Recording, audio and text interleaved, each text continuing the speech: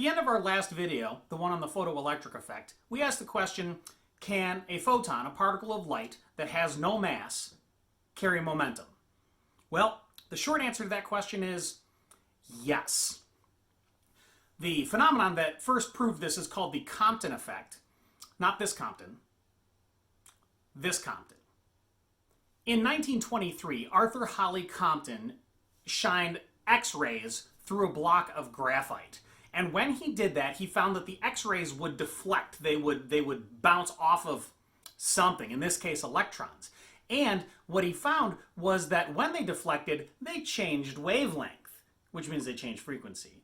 But they changed wavelength. And changing wavelength, it turns out that how much their wavelength changed depended on how they bounced off. So I'm going to show you an equation here that you're not going to have to use. This one right here. That equation, what it shows is that photons carry momentum and that they exactly, perfectly follow the law of conservation of momentum.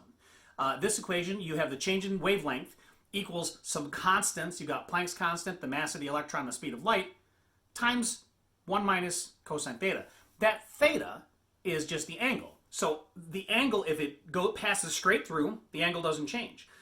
Of course, right? And the wavelength doesn't change. The more the angle changes, the longer the wavelength got, the more momentum the particle lost. This is exactly what you would expect to see if you were throwing bouncy balls and you tossed them and they bounced off. The bigger the angle they go, the more momentum that they transferred to the thing that they bounced off of.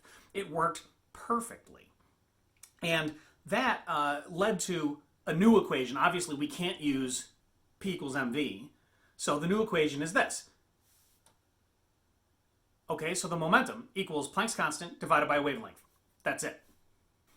So it's pretty neat that that works at all, that you have momentum related to wavelength and a constant, and that's it. But in that same year, a physicist named Louis de Broglie, he was French, and Louis de Broglie asked an interesting question. If light can have a particle nature, can particles have a wave nature? Can things like electrons or protons or atoms behave in some ways like a wave? Well, the first people to actually figure that one out was two men named Davison and Germer, who in 1927, 4 years later, were passing electrons through a piece of nickel. And those electrons diffracted.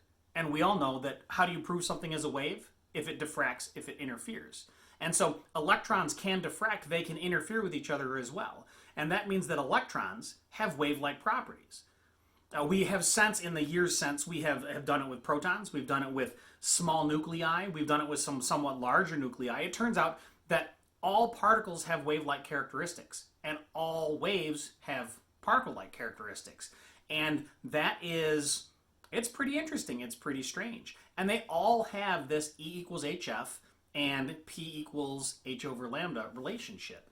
And that is, it's astounding. We use electrons diffracting around things to take pictures all the time with an electron microscope. There's a bunch of them in your notes. You can look them up online, of course, too.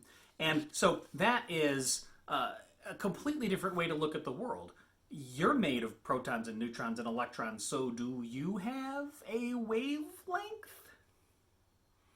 And it turns out that, yeah, you do, but it's so tiny that you're never ever going to observe it. So this is something that is only observable on the subatomic scale, or at least at the atomic scale. It has to be very, very, very small particles for it to happen. Now, what we're going to do in our next video is we're going to take all of these things together and see how they apply to the Bohr model of the atom.